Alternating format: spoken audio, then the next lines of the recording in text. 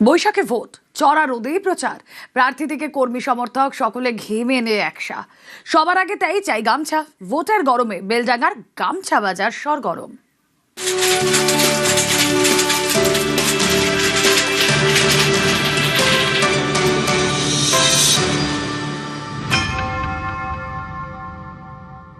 ভোটের যেহেতু সময়, তাই সব জায়গা থেকেই গামছার একটা চাহিদা আছে।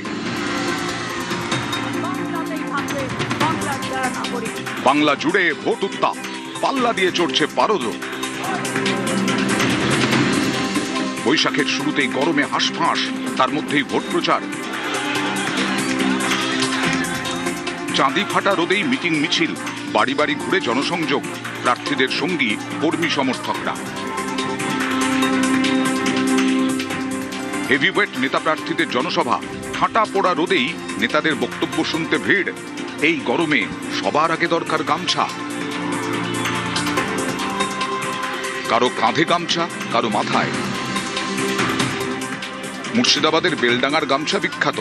গামছা তৈরি হয় হরিহরপাড়া, দমকলের বিভিন্ন কারখানায়। সুতির কাপড়, টেকসই।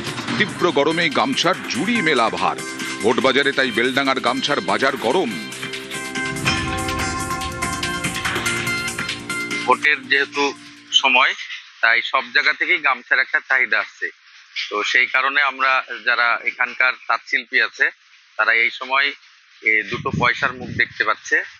আমরা চাই যে এইরকম ভাবে যদি সারা বছর চাহিদাটা থাকে, তাহলে তাঁত শিল্পীদের যে করুণ অবস্থা, এইটার খানিকটা উন্নতি হয়।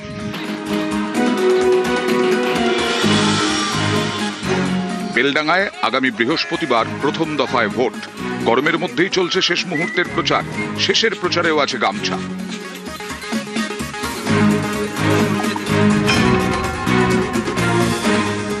অবশ্যই তাদেরকে এই গামছা দিয়ে বিভিন্ন পার্টির মানুষ তাদেরকে বরণ করছে, খুব ভালো লাগছে এবং তারাও খুব আনন্দিত যে আমাদেরকে গামছা দিয়ে তারা বরণ করছে। রোদে ঘুরতে খুব ভালো, তারা একটু সুবিধা হয়েছে তাদের।